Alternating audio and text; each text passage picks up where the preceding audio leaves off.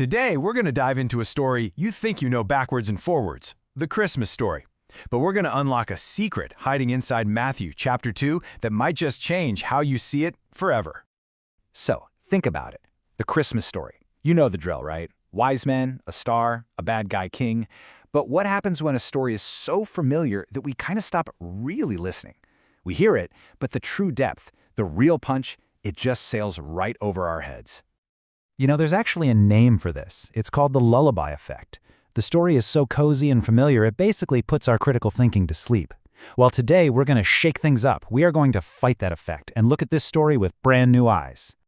Our mission here is to see this story the way Matthew's very first audience would have.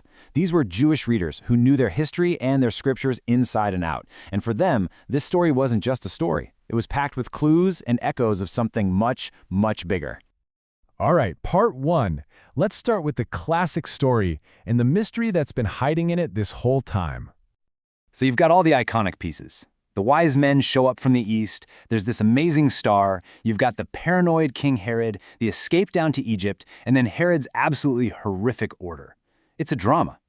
But Matthew keeps interrupting his own story with this one weird phrase.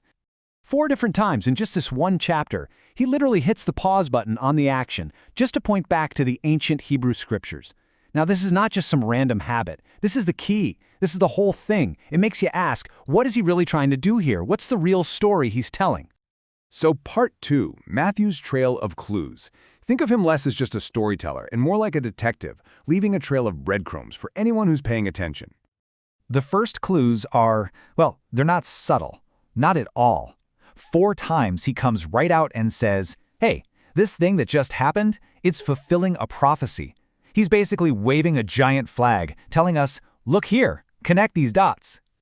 He links Jesus to the prophesied birthplace in Bethlehem, a line about coming out of Egypt, this tragic image of weeping mothers, and even his childhood hometown of Nazareth. But here's the thing, these direct quotes, they're just the first layer. The real genius is in how he builds the entire narrative. Okay, part 3. This is where it gets really interesting. See, Matthew isn't just dropping in quotes. He is structuring the birth of Jesus to be a replay, an echo of a much older, much more famous story, the story of Moses and the Exodus. Just look at the parallels. Let's start with the villain. The story of Moses kicks off with a tyrant, Pharaoh, the evil king of Egypt. The story of Jesus, it kicks off with a tyrant, King Herod, the evil king of Judea. It's the same character type. And it gets even more specific and chilling. Both of these tyrants issue a horrifying decree to kill baby boys to protect their power. Pharaoh says, kill the Hebrew sons.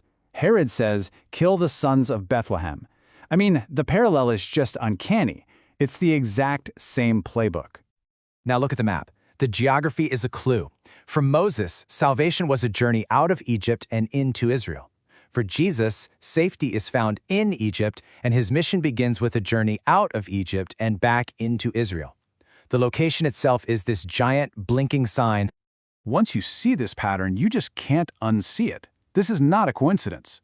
Matthew is a master storyteller, and he is carefully crafting this narrative to be a replay of Israel's most important and foundational story. He wants his readers to have the Exodus story ringing in their ears as they read about Jesus. So, part 4. The big question is, why? Why would he go to all this trouble to make these stories rhyme? This brings us to the grand reveal, the solution to the whole mystery. It's because centuries earlier, Moses himself had made a promise. He said that one day in the future, God would raise up another prophet, someone like him, who would lead the people. And this was a promise that Israel had been clinging to for generations. And this is Matthew's secret. This is what he is shouting from the rooftops. Jesus is the new Moses. He's the one they've been waiting for. He's not just another king, not just another teacher. He is the one who has come to lead a new and greater Exodus. And think about it. If you've got a new Moses leading a new Exodus, what does that mean? It means he's here to establish a new covenant. This was something the prophet Jeremiah had talked about, a brand new way for God to relate to his people, and Jesus was here to kick it all off.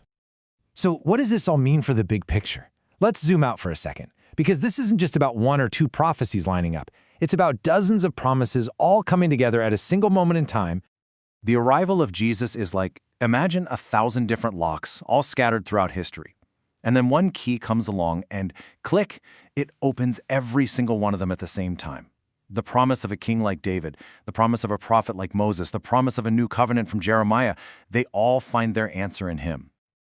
When you see it this way, you realize the Christmas story in Matthew is so much more than just a sweet, quiet holiday tale. It's a thunderous declaration that God's entire plan, developed over centuries, was finally reaching its incredible climax. And that leaves us with one last massive question to chew on. If Jesus is the fulfillment of all these promises God made to one specific nation, what does that mean for everybody else? What promises does his arrival unlock for all people, for the entire world? Now that is a thought worth wrestling with.